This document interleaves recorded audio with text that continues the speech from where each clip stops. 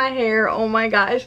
Hi friends, it's Gwen. Welcome back to my channel. Welcome to day 4 of Summerween. So I want to give you a quick reading update and then I'll tell you what the plan is for today. Last night I decided to read the Pallbearers Club just because like I couldn't contain my excitement for this book. I'm just really excited about it right now and I want to read it right now. So the audiobook is available on Scribd. If you want a subscription to Scribd but you kind of want to try it out free for a couple of months, I do have my link down in the description box of all of my videos. Super easy to sign up, totally free for 60 days, and then if you don't like the service, return, return to sender. I don't want you. But so I started this last night. Oh, sorry, it's so shiny because it's from the library. So I started this last night and I'm already super intrigued. There is a male and a female narrator. If you don't know like what this book is about, it's basically this guy that's in I guess he was in high school. He created a Pallbearers Club for like an extracurricular activity or like a volunteer activity for his college applications. And he's just kind of writing about that. See, it's like a little book. But then you will see like things marked out and stuff like that. Even in the acknowledgements or the, dedication page. So if I told you from 2007, and then this girl, woman, whatever, is reading these parts and it's just so much fun.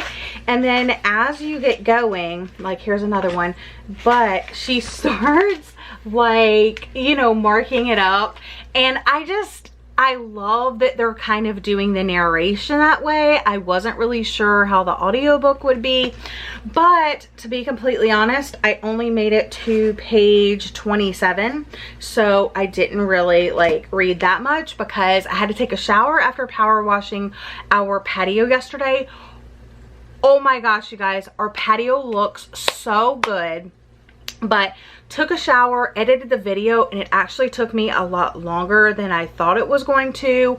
Had dinner, my husband ran to the store, I poured myself a nice big old glass of wine, got a little tipsy, watched Big Brother, and then I was catching up on some more vlogs from you guys, from other creators and stuff, their Summerween vlogs. So that was a lot of fun.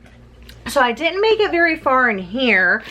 Today, I think maybe Beach Party. I'm not really sure. This would be the one that I read next, but I don't know if I just want to dive back into this or if I want to do this. So one of these is going to be the vibe for today. I will definitely let you know like which one it is. But the plan for today, I made those oatmeal bar squares, things, whatever you want to call them. I'm going to consider that my treat for Summerween, Halloween treat. I don't know. It just sounds really comforting. Like anything with like oatmeal, peanut butter, maple syrup, like how can you go wrong? I also need to go to the book exchange. I unlisted all of my books that weren't selling on Pango, taking those to the book exchange today, browse around, and then I want to go to the central library here because there is like a main library in my town, but then there's like 6 other branches, and I usually just go to the library. It's like a branch, it's like a block over from where I live. I can like walk to it, and I want to see it. I haven't been there in a while, and I want to see like how it's organized. It's been a while. So that's the plan for today.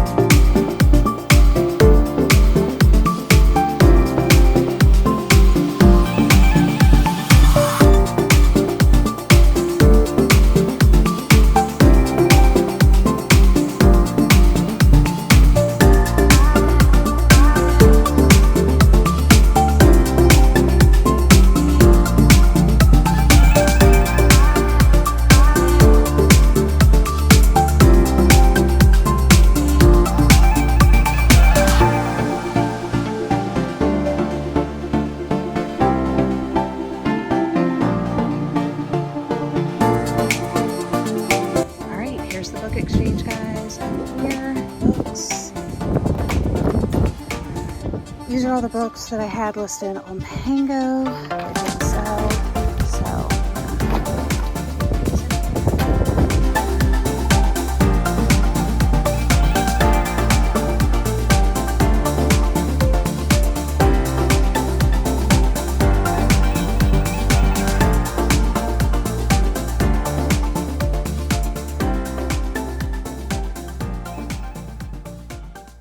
alright friends, I just got out of the book exchange, changed in my books, got a couple books.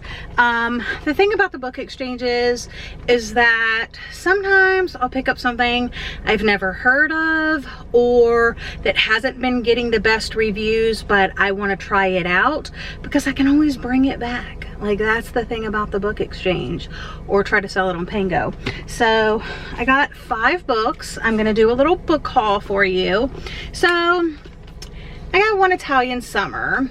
Didn't really like this author's previous book in 5 years, and I haven't been hearing the best things, but I heard that it serves really good Italian summer vibes. So also the book of the month copy doesn't have the beautiful foiling on it. Kind of disappointed, but picked this one up. Okay, so this is one that I just took a chance on because I really liked the cover and I liked the title. So it's Friends and Strangers by J. Courtney Sullivan. I mean, how beautiful is that cover? And it is a read with Jenna, which I hate this thing right here. A masterly exploration of modern motherhood, power dynamics within friendships, and privilege in its many forms. Friends and Strangers brilliantly reveals how a single year can shape the course of a life. I picked up Kevin Kwan's new book, Sex and Vanity. I absolutely love the cover. He's the author of Crazy Rich Asians and that whole series. Haven't heard anybody talking about this one though. It came out in 2020. A glittering tale of love and longing as a young woman finds herself torn between two worlds, the WASP establishment of her father's family and George Zhao, a man she is desperately trying to avoid falling in love with. And then a new release that I was really looking forward to, Real Easy by Marie Rutowski.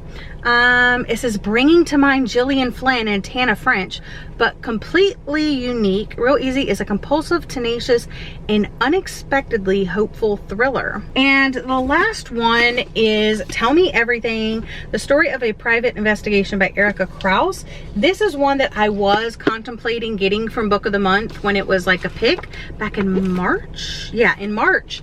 And I never did. So now I have it. I have made it to the Central Library. I think I'm just going to record some clips on my phone, but it was so interesting coming to this side of town because as I'm driving through it, I'm like, there's the bar I used to always go to. Oh, there's the other bar I used to always go to.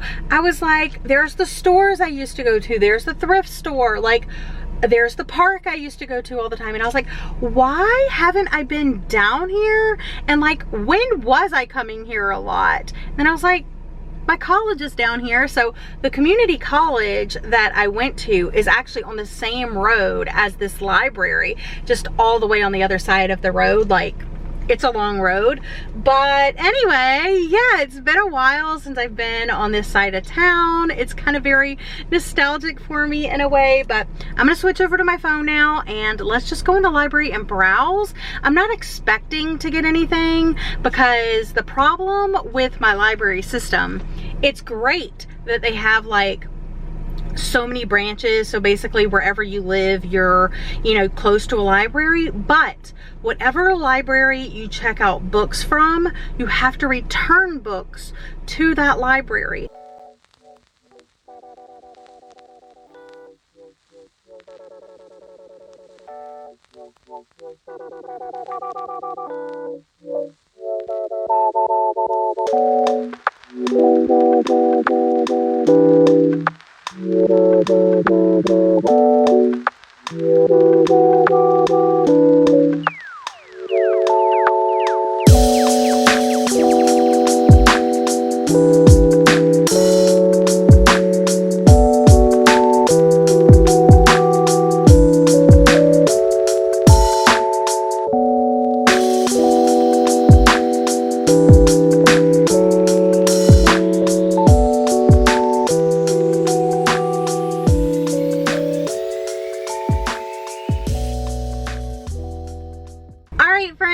I am back in my car.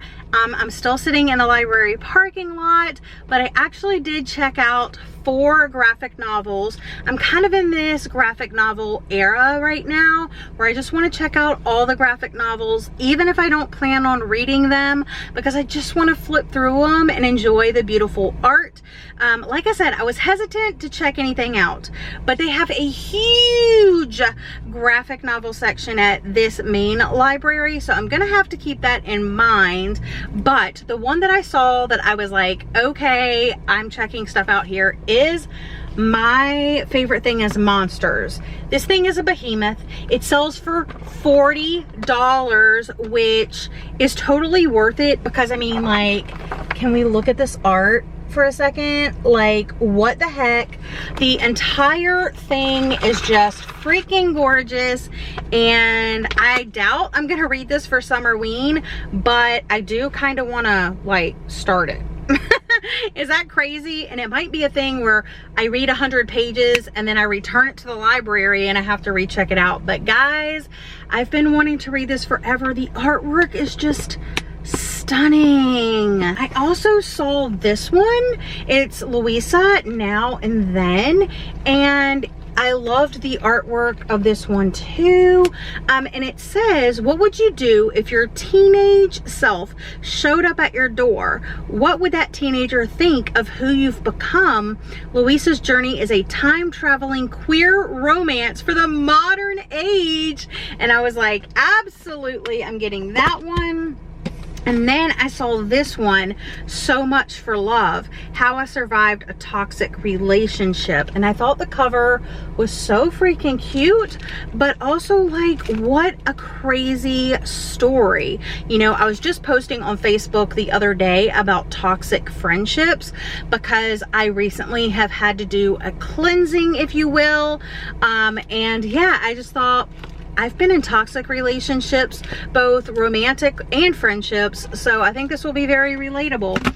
And then the last one I saw on the way out the door to check out, it's Flake by Matthew Dooley.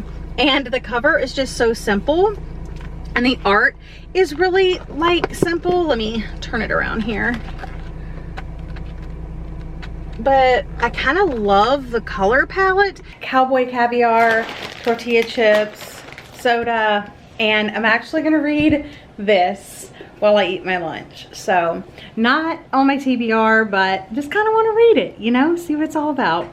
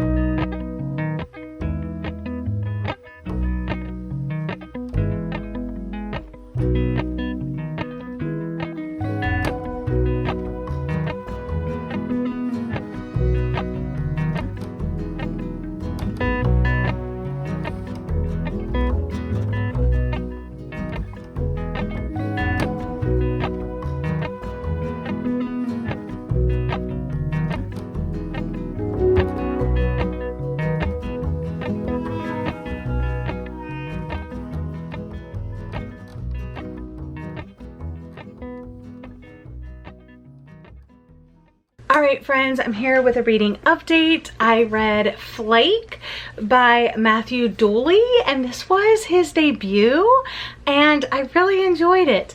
I loved the sepia pastel kind of muted color palette.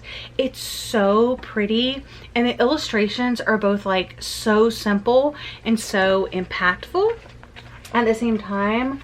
Like, I just love it so much.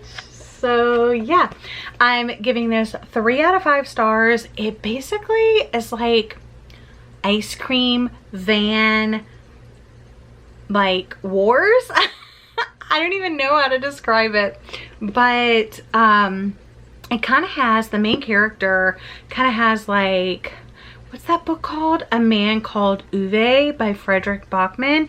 It kind of has those vibes. Turf wars for these ice cream trucks. So you have our main character who's battling his half brother, I think it is, for their turf to sell ice cream. And the one guy, it's almost like the mob, you know? Let me find the little setup where it shows like his Tony and his entourage. So this is Tony right here, and then that's his entourage for selling ice cream, and this is our main character right here. And it is very much summer vibes because it's set like in a coastal town, I guess, because there's like a beach close by, there's like at a museum, there's, I don't know, it just felt very summery. It has like look at all these ice creams on the end paper. And I like how the chapters, like you start with like this full popsicle, and then as you get to different chapters, the popsicle slowly gets eaten over the course of the book. I'll try to find another one. Oh yeah, here we go. So, and then at the end, it's just the popsicle stick left. The end. So I thought that was very fun. And then there is actually a crossword puzzle in here, which I thought was a fun addition because our main character really does like doing crossword puzzles. I liked the characters. I liked Howard, I liked Jasper, I liked Alex. Yeah, it was just like an overall fun time, but it didn't seem to have, it wasn't like super happy. It was almost melancholy in a way. So 3 out of 5 stars for that one. And now I'll think about something else to read.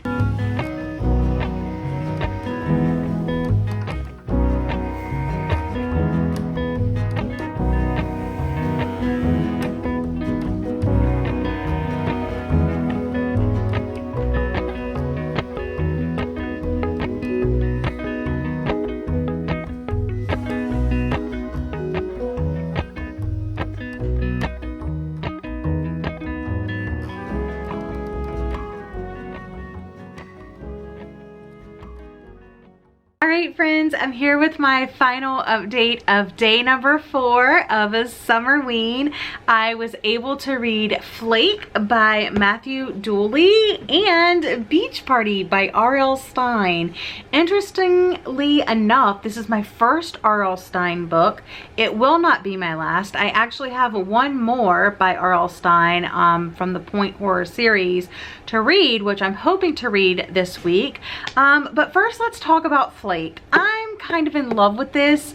The more I think about it, the more I like it. It's still a 3 stars though, because it didn't flow perfectly. I felt like I was missing some background. Like it almost could have been longer, you know, like more detail put in, but you know, for graphic novel purposes, I understand. My favorite characters, I cannot choose. Like I loved Howard, he was the main character, but I loved Jasper like so much, and I also really liked Alex. So I was gonna show you. So this is Howard right here, this is Jasper, and this is Alex. Yeah, look, here's Howard. But here's Jasper. Like, I don't know. And the color palette is everything. And like the simple faces, like, I mean, look how simple the faces are. It's just, it's simple, but it's crisp and clean.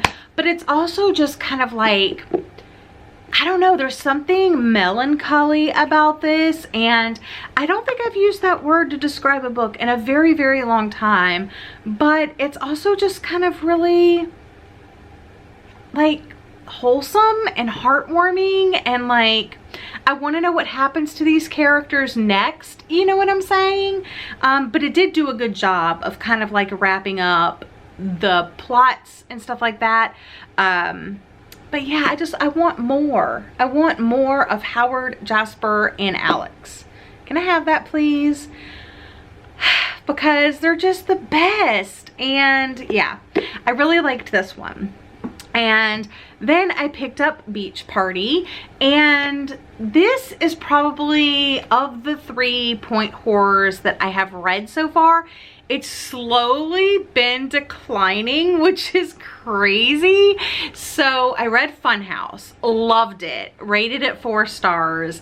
Yesterday I read The Lifeguard and rated it 3 stars. And today, I don't know, like 2 or 3 stars. I think I'm just gonna give it 3 for vibes, because it's set in Venice, California, and like the vibes are right. Like you definitely need to go to the beach and then read this short little book. It starts off, you have Karen and Anne Marie. So Karen lives in California and LA. Her friend is flying in from New York. They actually both used to live in LA, and then, you know, she ended up moving away, but now she's coming back for the summer. And instead of staying in LA, they're staying at Karen's dad's apartment in Venice. So they're going to be in Venice for like a month, hanging out, reconnecting, you know, doing their summer vacation vibes. On the very first night that they get there, they take a walk along the beach, and a group of like 5 guys kind of, I don't know, approaches them as they're trying to leave the beach. And it's kind of crude, kind of rough, kind of tumble, kind of like gangster, you know, feeling vibes. And they're not letting them get past, and they're just kind of being crude and rude and, you know, all of those things. And then at the same time, 2 other guys just happen to be strolling along, see that these girls are in danger, and kind of like rescue them. And they end up going out to eat, and another thing that you should know is like Karen had recently broken up with her boyfriend, so she's kind of got her eyes on the prize for another guy. And to the guy that rescues them, Jerry, she's like, "Ooh, he's cute, like, you know, I like him." Well, they go out to dinner, and then she finds out that Jerry has a girlfriend. And of course, that girlfriend catches on right away that Karen has her eyes on her man, and she is not about that life. So at the end of the dinner, because it's funny, because Jerry and I guess his friend were on the way to meet their girlfriends for dinner, and then they kind of all just do like a big group thing. And she pulls her aside and is like, "Look, he's my man, you better stay away from him. I'm not having this," you know, all of that. Well, it seems like Jerry kind of likes her too, though. And then it's just like she starts receiving these threatening notes, like stay away from Jerry, phone calls. There's like spray paint in her father's like building saying stay away from Jerry, and just like really weird things are going down.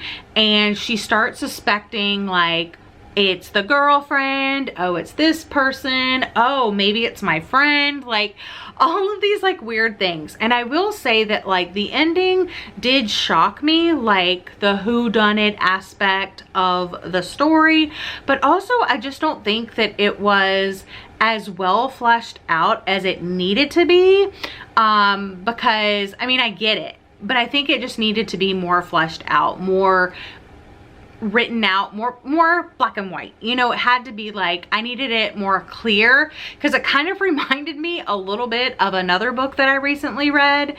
And I was like, as soon as something happened, I was like, are you kidding me? No. But then as I kept reading, I was like, okay, that makes a little bit more sense, but also like not at the same time. So was I shocked by the ending? Yes, but I also just thought it had some like really big plot holes. Like at the end, you never really got to see like Anne Marie back off to New York, or what happened to the friendship, because like things were going down, because Karen ended up basically ditching Anne Marie, like invited her over here for a month. They barely spent any time together at all, and it was kind of like, oh, okay. And then Karen ends up liking 2 different guys in this book, Jerry and this other guy, Vince. And it's kind of like, Is she just like trying to date anybody? Is this like a summer fling thing? Like, I don't understand. But for the vibes and for like the 80s nostalgia, now, of course, it has some inconsistencies in language that we wouldn't use today, calling people crazy and, you know, stuff like that. So yes, it is dated. So you do have to kind of like turn a blind eye to that. But I mean, it had some really good descriptions, I think. Some people would say over description. I've heard that Stein really describes the way a person looks, and yep, definitely happened in here. So I'm gonna give it 3 stars for vibes, but like valid, a 2-star rating is valid. So I got a 3-star and a 2 to 3-star read today. But yeah, let me know what you read today. If you read anything, what you're currently reading. Let me know if you're participating in Summerween. Let me know all of the things down in the comment section down below. But that's it for day 4 of Summerween. I'll be back with another video tomorrow. And until then, bye guys.